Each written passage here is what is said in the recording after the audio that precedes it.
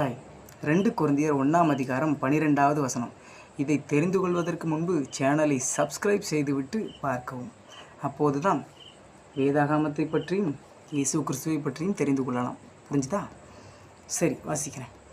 மாம்சத்திற்கேற்ற ஞானத்தோடு நடவாமல் தேவனுடைய கிருபையினால் நாங்கள் உலகத்திலேயும் விசேஷமாக உங்களிடத்திலேயும் கபடமில்லாமல் திவ்ய உண்மையோடே நடந்தோம் என்று எங்கள் மனது எங்களுக்கு சொல்லும் சாட்சியே எங்கள் புகழ்ச்சியாக இருக்கிறது.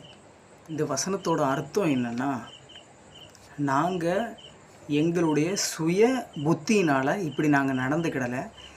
இயேசு கிறிஸ்து, ஆண்டவராகிய இயேசு கிறிஸ்து எங்களுக்கு உதவி செய்தது மூலமாக நாங்கள் உலகத்துலேயும் சரி உங்ககிட்டையும் சரி நாங்கள் கள்ளம் கபடம் இல்லாமல் உண்மையாக நாங்கள் உங்ககிட்ட நடந்துக்கிட்டோம் அப்படின்னு எங்கள் மனசுக்கு தெரியும்.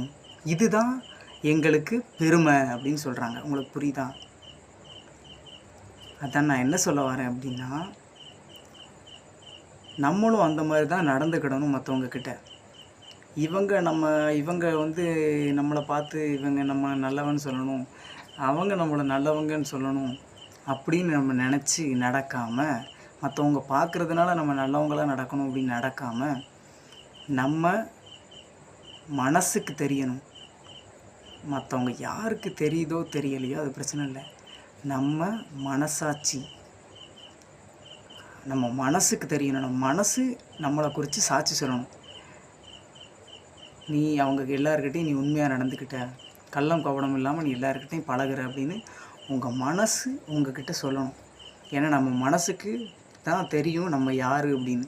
வெளியில் நம்ம எல்லாருக்கிட்டையும் சிரித்து பழகுவோம், ஆனால் நம்ம மனசுக்கு தான் நம்மளை பற்றி தெரியும்.